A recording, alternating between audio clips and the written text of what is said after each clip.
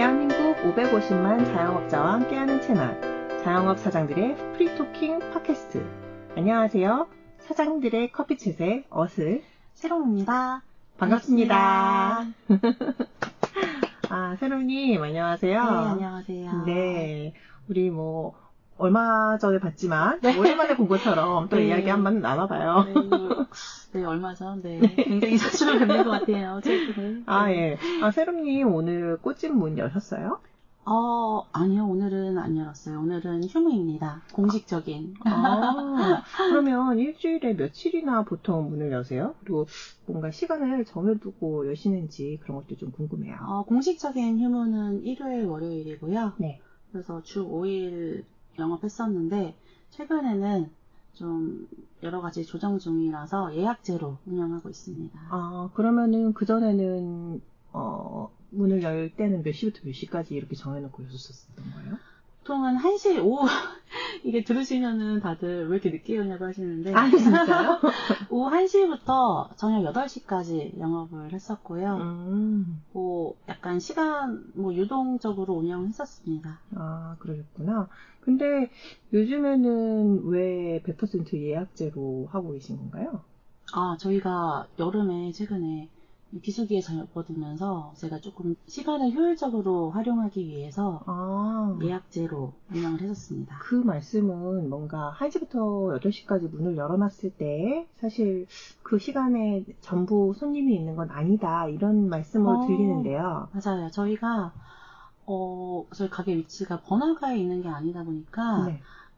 유동인구가 많지가 않아요. 그래서 바로 막 들어오셔서 급하게 구입하시는 손님이나 그런 분들보다는 예약으로 주문하셔서 오시는 분들이 더 많기 때문에 예약제가 더 효율적이라고 생각해서 최근에는 그렇게 계속 운영을 했었습니다. 그거는 그러면 그 전에 처음에 문을 여실 때 생각하셨던 거랑은 조금 달랐던 거네요. 실제로 운영을 해보시면서. 그렇죠. 사실 오픈 시간도 처음에 작년에 했을 때는 아침 9시부터 있었어요. 아침 9시부터 저녁 9시까지. 의욕적이셨네요. 거의 12시간 정도 있어 보면서, 왜냐면은 이 지역마다, 그리고 그 상권마다, 손님분들의 그 방문 시간이 다 다르기 때문에, 그쵸. 한번 이 상권은 어떤지 알아보려고 거의 12시간 정도 있었는데, 오전에는 아무래도 손님이 적다 보니까 오후 1시에 오픈 시간을 정하게 됐습니다. 그러셨구나. 그쵸. 사업하다 보면은 사실 내 맘대로 안 되는 게 너무 많더라고요. 처음 생각했던 대로 이렇게 흘러가는 사업이 거의 없을 것 같다라는 생각이 저도 드네요. 저 같은 경우에는 사실 쇼핑몰 하면서 좀 비슷한 이야기, 그런 일이 있었어요. 손님들이 들어오시는 시간이 일정하지 않다라는 그쵸. 말씀을 해주셨던 건데, 저 같은 경우에는 쇼핑몰 할 때 그 인테리어 소품을 파는 그런 쇼핑몰을 했었는데요. 제가 사실 인테리어 소품에 대해서 잘 모르는 상태에서 이 숍을 열었던 거예요. 그래서 제가 겨울에 이제 오픈을 하면서 크리스마스 제품을 팔기 시작을 했었는데 그때는 판매가 되게 잘 됐어요. 그래서 그 초기 사업자 치고는 괜찮은 매출이 나왔기 때문에 이 정도로 된다면 이거 할만하겠다라는 생각이 굉장히 야심차게 막 여러 가지 물건을 들여놓고 막 사진도 열심히 찍고 그랬던 기억이 나요. 근데 이제 계절이 바뀌니까 이게 180도 달라지는 거예요. 그쵸.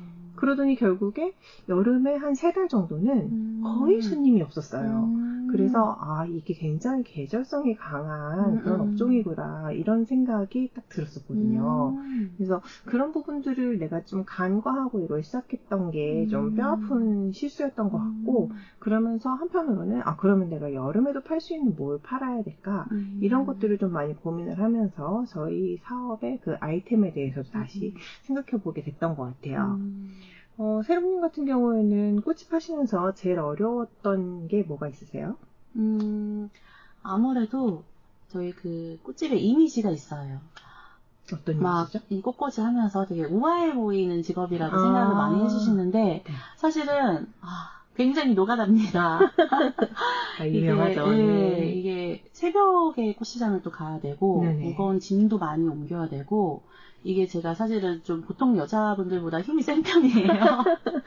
그래서, 네, 조금 좀 수월하게 할 수 있는데, 체력이 약하신 여자분들은 이거 굉장히 많이 힘들어 하세요. 그래서 몇 년 못 하다가 이제 그만두시는 분들도 많고, 아무래도 조금 체력적으로 많이 힘든 직업인 것 같습니다. 그런 부분들이 이제 처음 하시는 분들 입장에서는 생각해보지 못한 그쵸. 그런 어려움이 될 수도 있겠네요.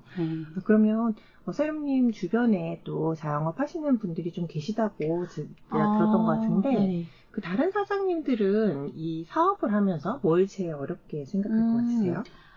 다른 여러 가지 어려움들이 많겠지만, 최근에는 경기가 안 좋아지는 게 사실 제일 안 좋죠. 그 매출이 떨어지니까. 매출이 떨어지는데, 요즘에는 그런 배달의 민족이나, 그런 광고, 네이버 광고 같은 거 많이 하다 보니까 광고비가 많이 소요가 돼요. 네. 그래서 그걸로 많이 힘든 점이 많다고 제 주위에서 많이 들었습니다. 그쵸. 매출이 안 나오는데 매출을 내려고 하면 또 광고비를 많이 써야 되고, 근데 광고비를 썼는데 그만큼 매출이 안 나오면 또 그게 또 전부 비용으로 그렇죠. 지출만 나가게 되니까. 그렇죠. 이게 매출이 많이 나와도 광고비로 나가면 많이 남는 게 없다고 그런 말을 많이 하더라고요. 그럴 수 있겠네요. 제가 그래서 이 부분을 좀 찾아봤었는데요. 2025년 2월 25일 발표된 한국경제인협회에서 한 그 설문조사 결과를 좀 가지고 와봤어요. 이 설문조사가 이제 자영업자 2024년 실적 및 2025년 전망이라는 제목인데요. 여기 이제 뭐 음식점, 숙박, 도소매, 교육 이런 다양한 그 서비스업에서 종사하고 계신 그 자영업자분들이 대답을 해주셨거든요. 이제 아무래도 이게 2025년 2월에 조사된 거다 보니까 작년 말이랑 올해 초에 가계 소비가 얼어붙어서 좀 많이 안 좋았었잖아요. 그래서 맞아요. 그런 부분은 이 설문조사도 좀 영향을 받지 않았나 생각이 좀 되더라고요. 왜냐면 이 결과를 봤을 때 이 자영업자 10명 중에 4명 이상이 지금 향후 3년 이내에 폐업을 고려하고 있는 걸로 나타났어요. 상당히 많은 수죠. 요즘에 폐업 진짜 많이 하시더라고요. 그러니까요. 그리고 이 폐업을 고려하게 된 주요 요인으로도 그 영업 실적이 지속적으로 악화된다. 이런 분들이 제일 많았고요. 한 4분의 1 정도 되시는 분들이 이렇게 답변을 해주셨어요. 그리고 또 경기 회복 전망이 불투명하다. 그리고 자금 사정이 악화되었다.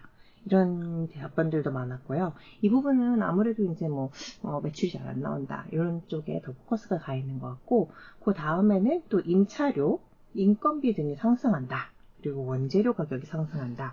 이런 부분들에서도 이야기를 많이 해주셨어요. 네, 맞습니다. 아무래도 임차료랑 인건비가 진짜 가장 큰 것 같아요. 저도 지금도 하고 있지만, 열심히 했는데, 임차료나, 저는 인건비는 지금 안 들지만, 임차료 나가고 나면은 그다지 그런 게 없으니까 조금 그럴 때 조금 그렇고, 그리고 제가 SNS로도 지금 홍보를 하고 있는데 거기에 여러 이제 다른 자영업자분들이랑도 팔로우하고 있지만 올라오는 글들을 보면은 저희 이번에 폐업합니다. 요즘에 굉장히 그런 것들을 많이 보고 있어요. 그렇군요. 이게 피부로 와닿으시겠어요. 네, 맞아요.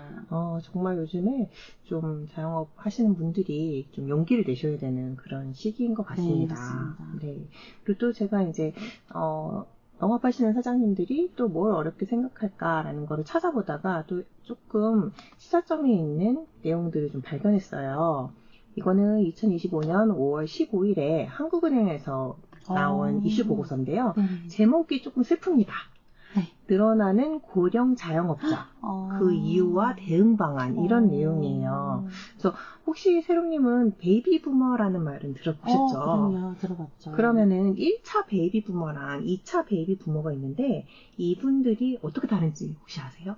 그렇게까지는 1차, 2차까지는 제가 모르겠는데요. 저도 그래서 좀 찾아봤습니다. 근데 1차 베이비 부머 분들은 지금 60살이 넘어가신 분들이에요.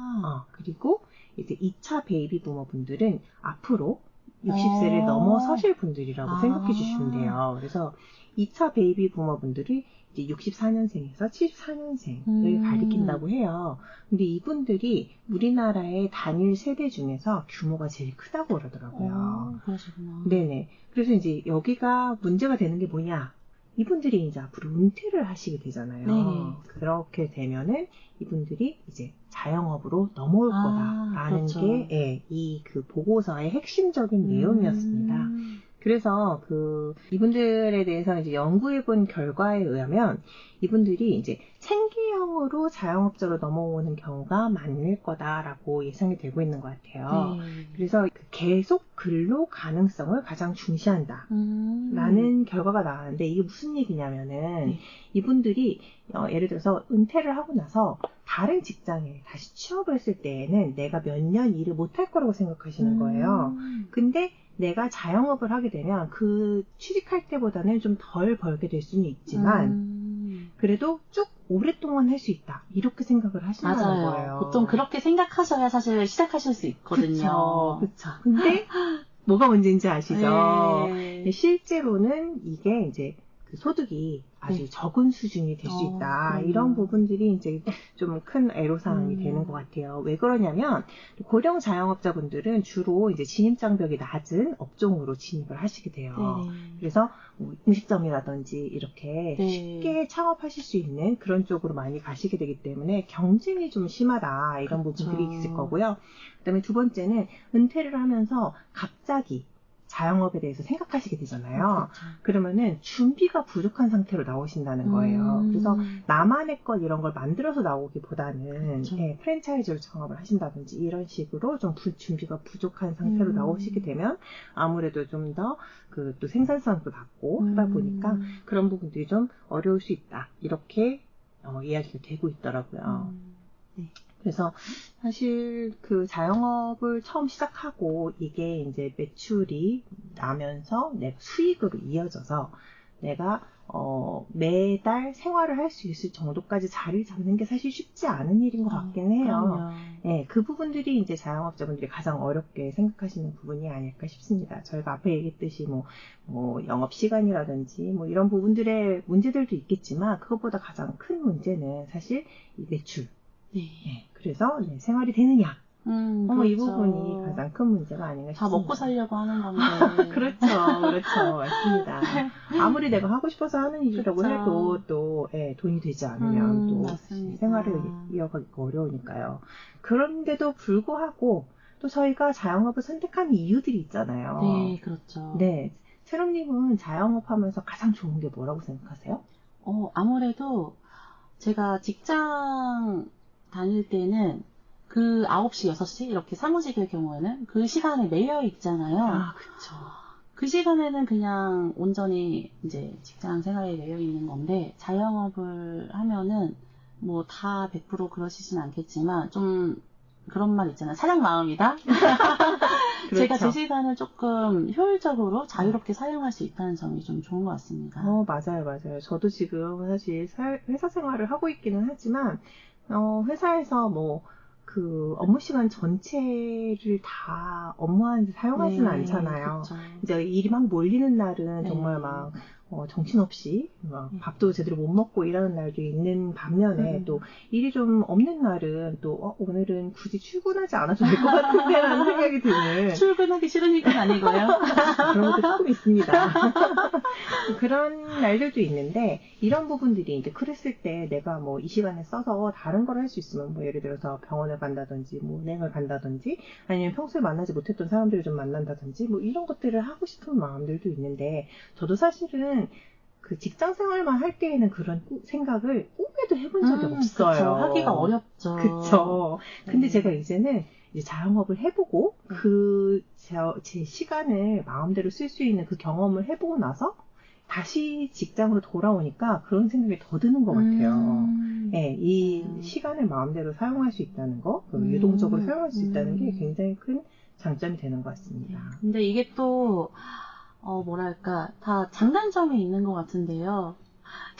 열심히 이제 자영업을 하다가 직장 생활이 좋은 거였구나.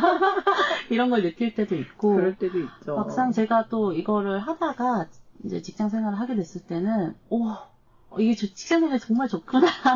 이런 걸 느꼈었을 때도 있고, 네, 직장 생활 하다가 또 자영업 하니까, 이런 게 또 더 좋구나. 이런 걸 느낄 때도 있고, 이게 조금 장단점이 다 있는 것 같습니다. 저는 또 이제 직장 생활을 뭐 한 10년 정도 한 이후에 자영업을 했던 경험을 비춰서 얘기를 해보면은, 저는 어떻게 보면은 이렇게 직장을 벗어난 인생에 대해서 생각해 본 적이 그때는 별로 없었던 것 같아요.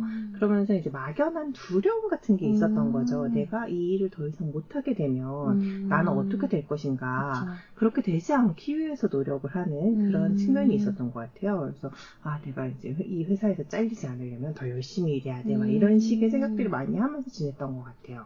근데 그게 몰라서 그런 부분들도 있었던 것 같은 게, 이제 제가 실제로 이제 자영업을 하기 시작을 하면서는 이런 세상이 있구나라는 그런 느낌이 되게 강했었거든요. 그래서 이렇게 나 혼자서 이렇게 한 가지 한 가지씩 뭔가 문제점을 돌파해 나가면서 이렇게 사는 방법도 있구나라는 것 자체를 저는 자영업을 하면서 처음 배운 것 같고, 그게 이제 독립적인 삶? 네. 그렇게 이야기를 할 수 있을 것 같아요. 네. 좋게 말하면 독립적인데 사실 신경 쓸 게 굉장히 하나부터 열까지 그렇죠. 모두 신경 써야 되는 것이 또 자영업이라서 맞습니다. 이거를 조금 진짜 힘들어 하시는 분들이 많더라고요. 차라리 직장 생활하면은 내 업무만 하면 되니까 맞아요. 이게 더 편하다 하시는 분들도 있고. 그래서 저는 생각이 드는 게 이게 조금 성향이 있다. 이렇게 이야기할 수 있을 것 같아요. 맞아요. 이게 성향 차이도 굉장히 있는 것 같아요. 네네. 그래서 어떻게 보면은 이제 나 혼자 A to G로 모든 문제를 다 해결하는 그거 자체에 좀 스트레스를 많이 받고, 내가 맡은 부분들을 잘 해내는 거 정도면은 나는 충분하다라고 생각하시는 분들은 사실 이렇게 자영업이나 뭐 창업을 하시는 게 어려우실 수도 있을 거라고 생각을 해요. 근데 또 반대로 내가 이제 직장 생활에서 뭐 다른 사람들이랑 일을 나누어 하면서 뭐 그렇게 하는 것보다는 나는 더 많은 일을 해도 괜찮으니까 더 뭔가 자유롭게 뜻을 펼쳐보고 싶다 라는 생각이 있으신 분들은 또 이렇게 사업을 해보시는 게 좋을 것 같다라고 이제 좀 이런 성향이 갈린다 이렇게 볼 수도 있을 것 같아요. 세롬님은 어떤 성향이세요? 사실은 제가 꽃집을 10년 전에 처음 오픈을 했는데 2년 정도 하다가 몸이 안 좋아져가지고 다시 직장 생활을 하다가 요번 작년 여름에 다시 재오픈을 한 거거든요. 네. 자영업 하다가 직장 생활 하다가 또 자영업을 하다 보니까 여러 가지 상황을 조금 경험을 해봤는데, 저는 사실 직장 생활이 조금 힘들었던 것 같아요. 어떤 면이요? 저는 사실 성향이 엄청 외향적이고 뭔가를 계속 배우고 경험해보는 거를 좋아하는 성향인데, 직장 생활을 하다 보면 그냥 항상 똑같이 그냥 컴퓨터 앞에 앉아서 이게 쳇바퀴 같이 굴러가고 또 계속 이제 컴퓨터나 계산기 두들기는 일을 하다 보니까 너무 지루하고 좀 생산적인 일을 해보고 싶었던 것 같아요, 계속.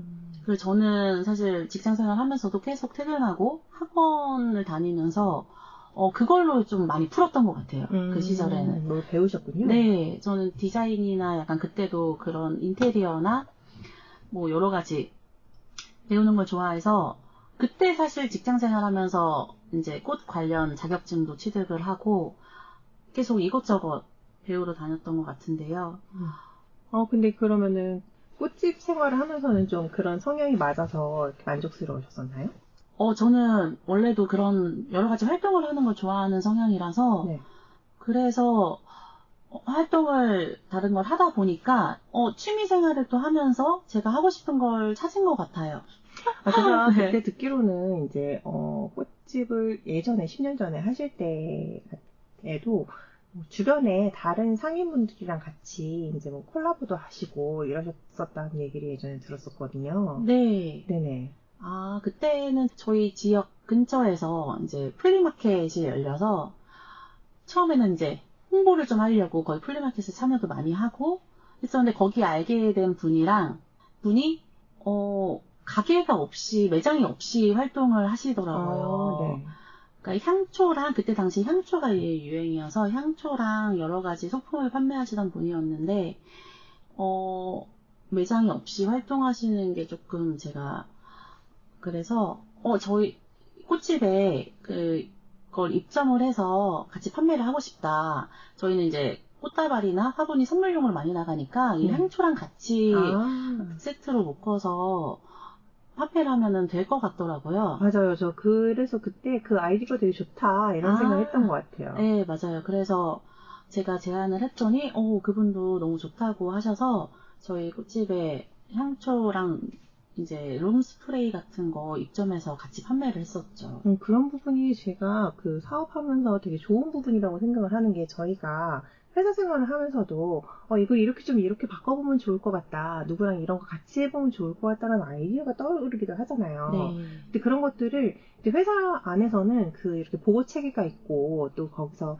다 컨펌이 나야 되는 부분이다 보니까 네. 이런 것들을 제안을 했을 때에도 이게 쉽게 그렇죠. 진행이 되기가 어려운 네. 부분들이 있잖아요. 근데 이제 이거를 내가 혼자서 하는 일이라고 하면은 내가 뭐 성공을 하든 실패를 하든 해볼 수 있다는 거, 이게 되게 맞습니다. 사업에 있어서 되게 큰 장점이고 이게 정말 재미인 것 같아요. 사실. 네, 맞습니다. 그런 장점이 있는데 그 책임 또한 제가 져야 그렇죠. 된다는 거. 물론 그렇습니다. 그게 네, 또 장점일 수도 있죠. 그렇죠. 사실 성공하는 경우는 되게 짜릿하긴 하지만 성공할 때보다 실패할 때가 더 많다는 네, 현실적으로 네, 이런 부분이 있기도 합니다. 그렇습니다. 네.